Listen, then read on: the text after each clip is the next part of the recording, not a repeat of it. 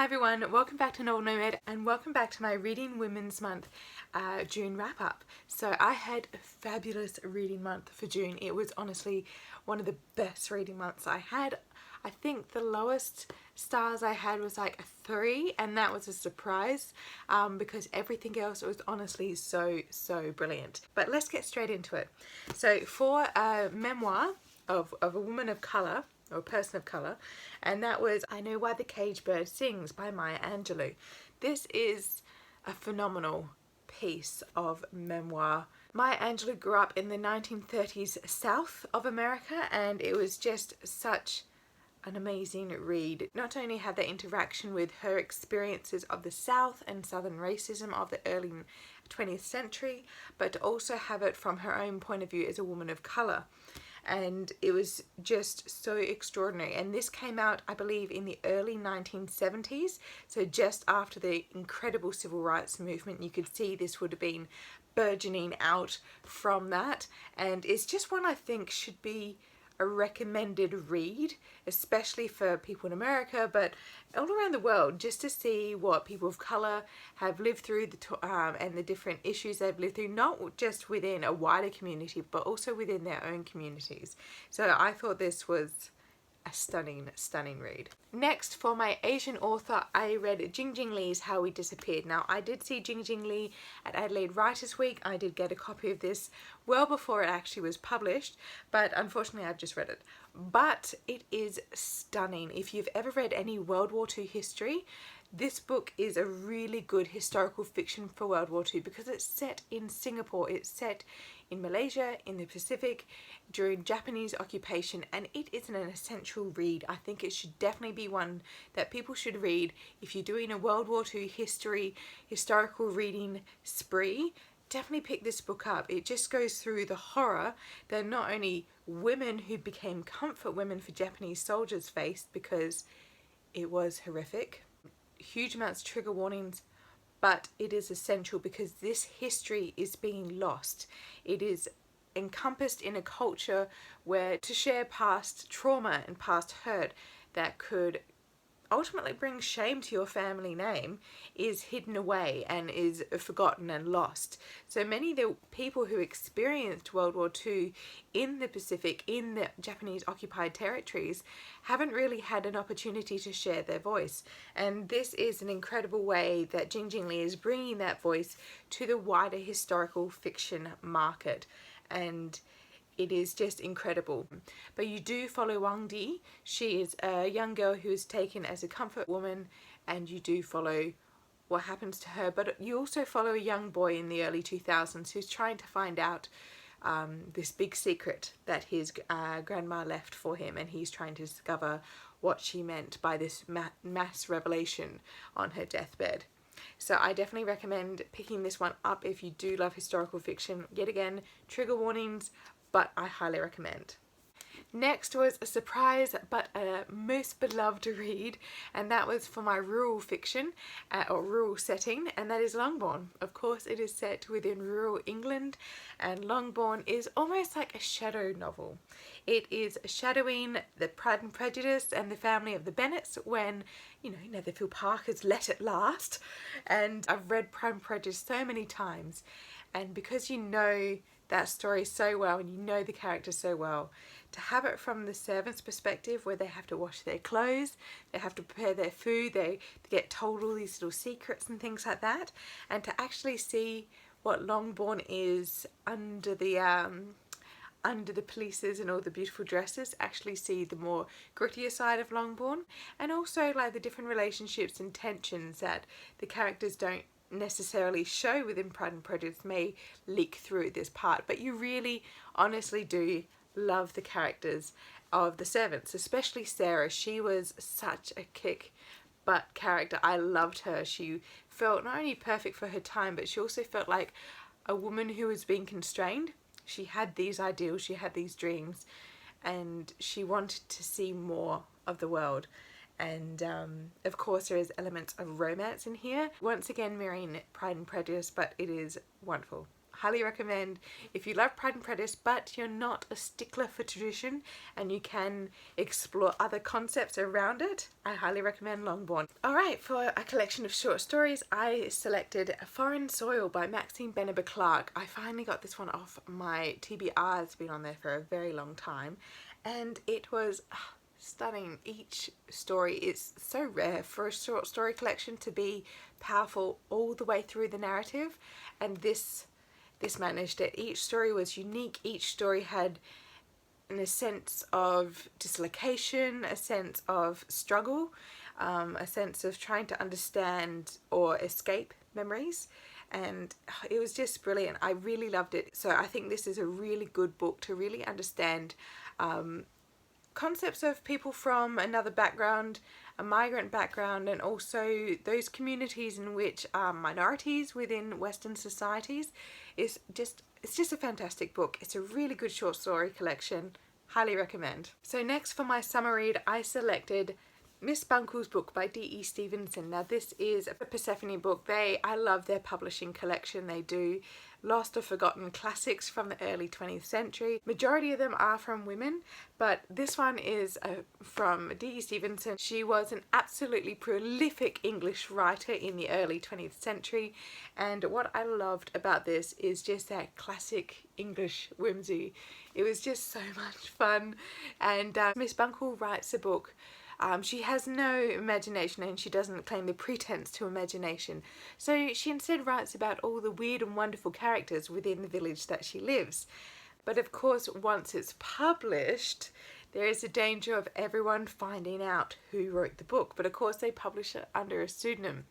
And Miss Bunco is once again fretting away at all these possible revealing moments and all these hilarious scenes where people try to deny their caricatures within the book. It is just that classic, wonderful, lovely read. I got the next one, which is Miss Bunco Married, and I can't wait to read that. I think it's going to be just as endearing. So my selection for Kidlit Bingo Box was Rumble Star by Abby Elphinstone. I was sent this by the absolutely beautiful Simon & Schuster Australia. This actually came out on the 1st of July, so I thought it was perfect to read it for June. And I loved this book. Let's be real. I don't read that much middle grade. I have recently because I went to the Scribblers Festival earlier in the year. But this book was so much fun. It's about a boy who's very much scared and worried, and he's always organized and he tries to avoid anything catastrophic, and his parents are embarrassing because they're always like, he can't control them sometimes and they're always doing things that they shouldn't be. And he's never one for an adventure, but he's a very lonely boy. He's been quite badly bullied at school, and so in order to escape from a bully who's followed him into his house, he hides in a grandfather clock. But little does he know the grandfather clock has actually been tampered with, and he gets sent to another world. He gets sent to Rumble Star, which is in a way connected to the real world. It is another fantastical world where everything in a way has a certain sense of magic, and Rumble Star is the place where lightning storms and winds and all the weather is created. And I just thought that was such a fabulous concept, that all these places around in this fantastical land actually have connections to the natural world. And something has gone horribly wrong in Rumble Star, and that can be felt because there's cyclones and hurricanes and all these horrible all these horrible storms in the real world. And he has to, of course, be dragged along into an adventure with a rather wonderful girl called Utterly Thankless, and she drags him off on an adventure, and they have to save Rumble Star and the world, of course. So I thought it was a really fun read. It has potential to go into a further series, which I think it will be, and it'll be interesting to see if we get to see the young boy Casper again resume his role now that he's more adventurous. I definitely recommend. It is a really good, wonderful read. It's great writing as well. I'm sure any middle grade readers would love to get into this book, especially if they're a bit hesitant about getting into fantasy. I think this would be a fun one. Okay, next was my true crime pick for the month, and that was The Fact of a Body, a murder and a memoir by Alexandrina Marzano-Lesknevich. Now, I met the author Alexandrina.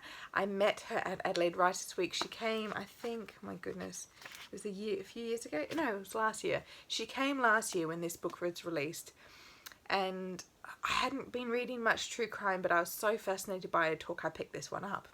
Didn't read it though.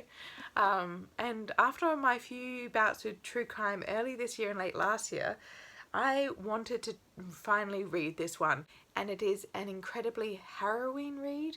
I don't recommend it. Once again, there's trigger warnings of rape and child abuse in this one, because in her career as a young lawyer going to university and also getting an internship, she goes down to Florida where she could see the most action in her internship.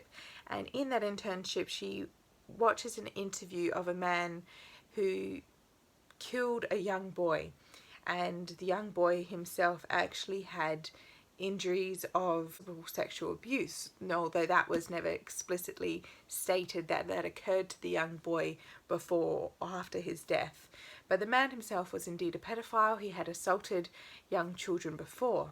Now, of course, that moment when she was watching that video being played out changed the direction of her life, because it brought to the surface some very horrible memories of her own, because she herself was abused by a family member when she was a young girl.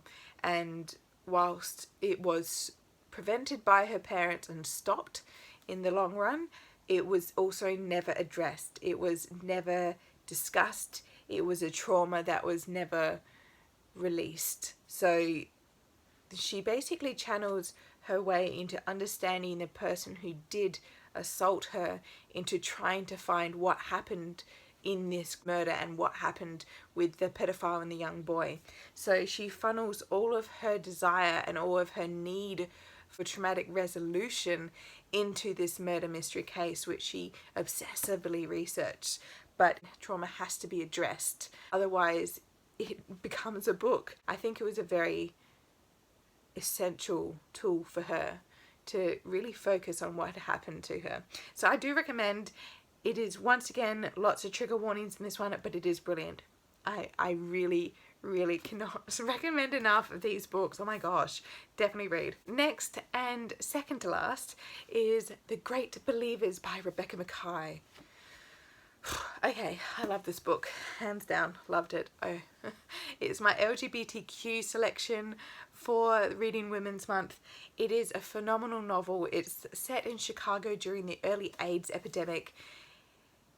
It just goes into so much of what the gay community and the lesbian community were suffering, what they were going through, the absolute horrible stigma that was placed on them because of AIDS, and just the sheer inhumanity of people at times to be compassionate just astounds you.